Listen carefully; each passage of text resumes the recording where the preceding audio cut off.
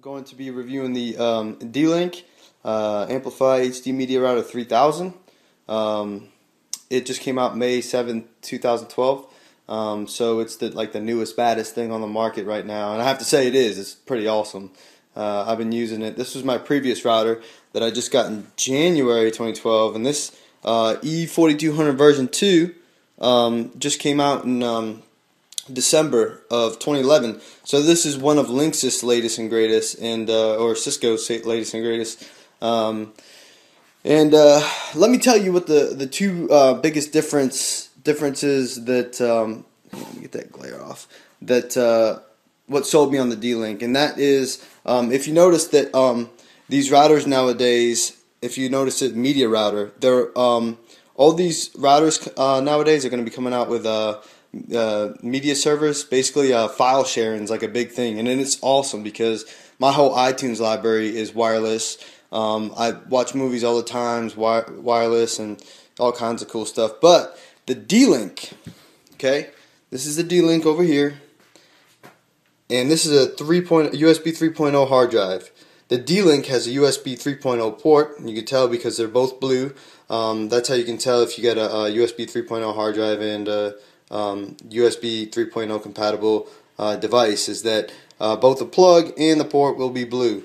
And so this is one of, I think, 2 or 3 on the market right now that have USB 3.0 technology in their stuff. The Linksys does not have USB 3.0. It's still USB 2.0,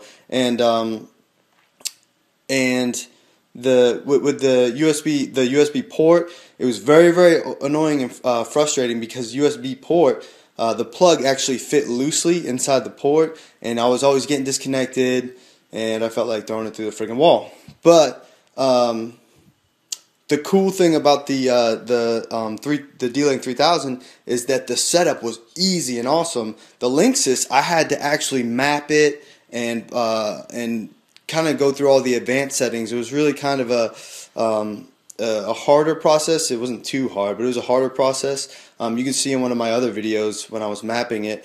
But the D-Link on the CD itself actually comes with a program that maps your hard drive for you. So it's a lot easier, and you'll see it running. It's called SharePort, and you just click on it. It'll show you the drive that's plugged into your router. You click on the drive, and there it is. It's pretty awesome. So let's do a couple other things. Internet speed test. I don't know why I'm doing this, but you know, you only get so much internet depending on what your internet service provider is pushing you. And the routers nowadays, these 450 megabits per second and all this other stuff, they're gonna push it if the internet service provider is giving it to you. But I get 50 megabits per second. So let's see what I get when I hit test here.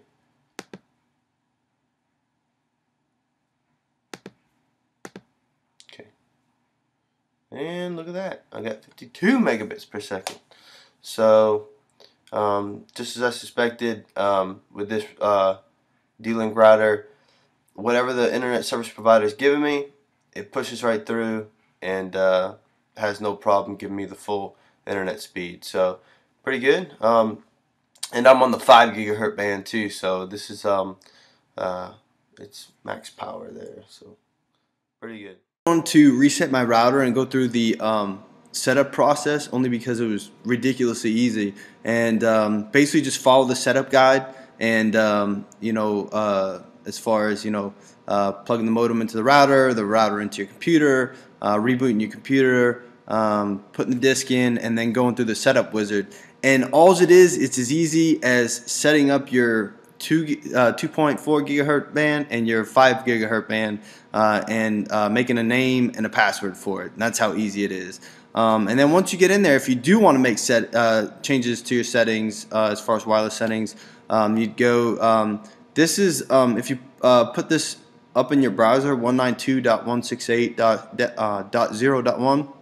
That's the D-Link's IP address that you can access the advanced settings. So you'd put that in, you'd hit enter. Now you'd have to have gone through the setup wizard to the CD first, because you have to have internet running.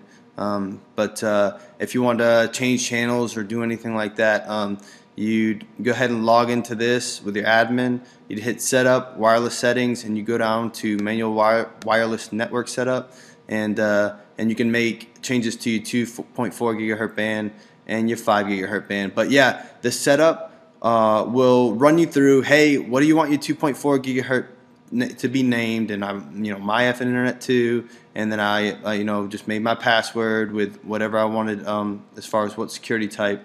So really it's just naming your band and then setting up a password. All this is already set up. You shouldn't have to mess with it because it's on auto. It'll switch between BGN, whatever, and then the channel width will also automatically change on whatever the best signal is or channel is. Same thing with your 5 gigahertz band. You shouldn't have to change anything. Just name it, do your password, and then that's it. But once this is done, see, and that's what I was getting into saying as far as the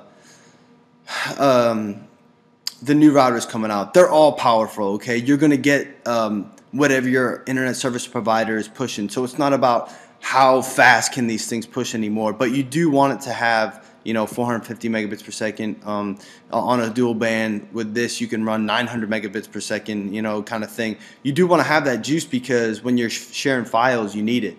And so with that said, I wanted to show you that when you do the setup wizard on the CD, it'll have you set up your 2.4 gigahertz band, your 5 gigahertz band, name it, password, encrypt it however you want.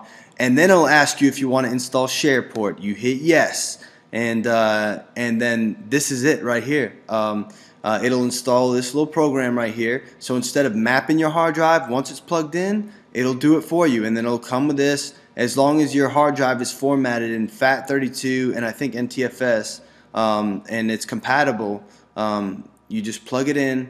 This program will be installed, and you just click on your network drive, and it'll go ahead and mount it. And there it is. And it's that easy. I can get into my movies.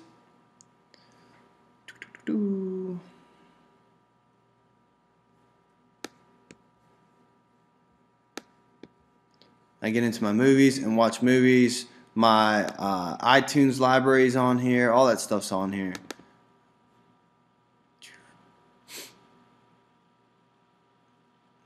All right. And I'll go ahead and run a movie for you. Okay.